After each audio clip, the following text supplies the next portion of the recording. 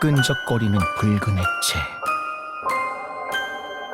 온기를 품고 흐를 때는 생명을 가져다 주지만 차게 식으면 굳어버리고 마는 피. 하지만 피의 웅덩이는 차게 식지도 또 굳지도 않는다. 이곳에 흘러내린 피의 주인들이 하이랜더이기 때문이다. 불사신의 피가 머금고 있는 생명력은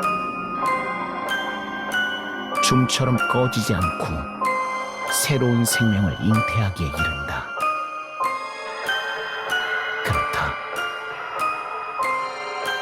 이건 내가 탄생하던 순간의 꿈이다. 아니, 뭔가 달라. 뿌려진 피에 남은 강렬한 기억, 감정. 죽음에 대한 공포와 두려움은 여전하지만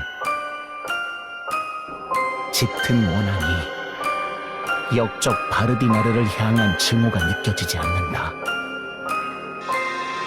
게다가 이 낯선 감정은 탐욕의 맛이다.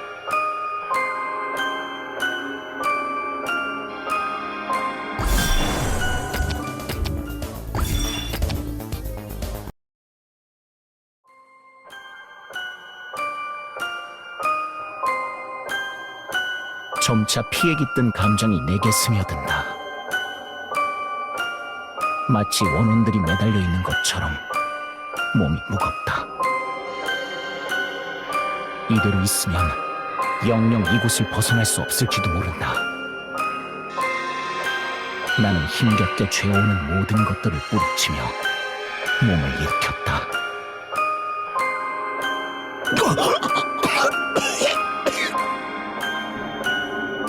첫 숨을 거칠게 토하자 호흡이 가빠진다.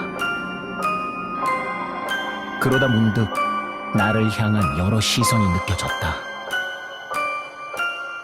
인간의 모습을 하고 있지만 다르다. 그들이 풍기고 있는 피냄새는 그렇지 않다. 이들의 몸에 흐르고 있는 피는 아주 오래되었지만 인간과는 비교할 수 없는 강한 생명력을 품고 있다. 이건 하이랜더? 이렇게 많은 하이랜더가 존재한다고? 그들은 고개를 끄덕여 내 질문에 긍정했다. 그리고 나를 피의 복수자라고 부르며 자신들의 청을 들어달라고 했다. 피의 복수자가 뭔지 몰라도 내게 부탁 따위를 들어줄 의무는 없다. 오히려 이들이 진짜 하이랜더라면 내게는 다른 볼 일이 있다.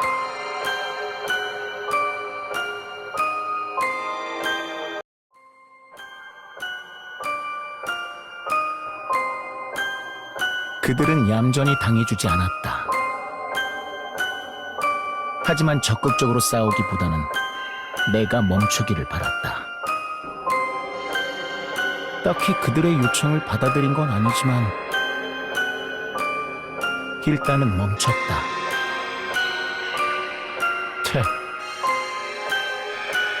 이들의 피는 맛이 없었기 때문이다. 기대와 달리 내가 바라던 진짜 하이랜더의 피가 아니었다.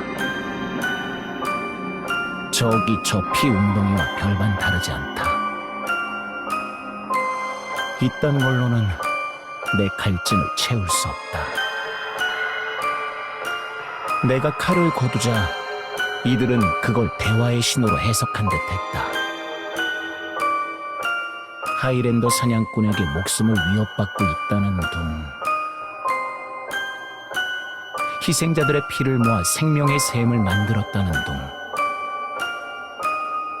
뭐가 뭔지 모르겠지만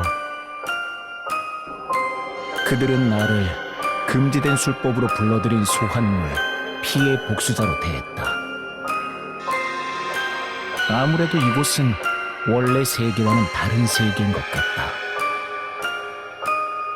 그들의 이야기는 내 흥미를 끌지 못했지만 재단을 둘러보던 나는 하나의 유리병에 시선을 빼앗기고 말았다. 거기엔 진짜 하이랜더의 피가 담겨 있었다.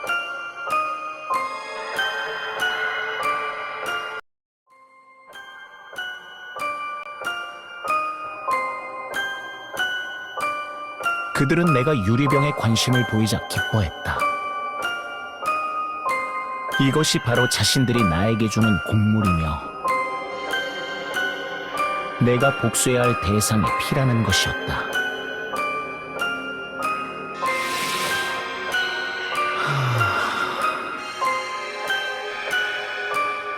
이 달콤한 향기.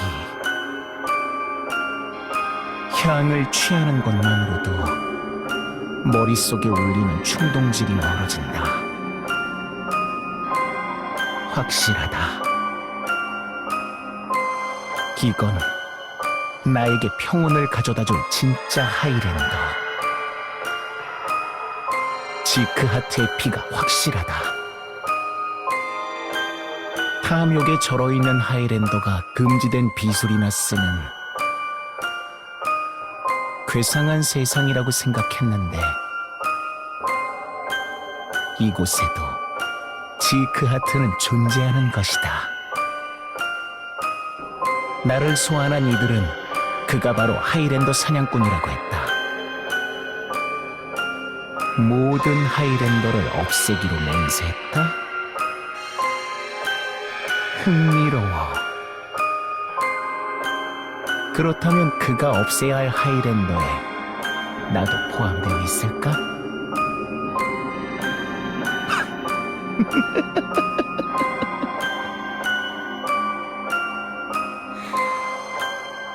과연 내가 그의 피를 취하는 것이 빠를까? 아니면 그의 손에 내가 최후를 맞이하는 것이 빠를까? 이것이 숙명이라면 받아들이겠어. 피의 복수자가 되어주지.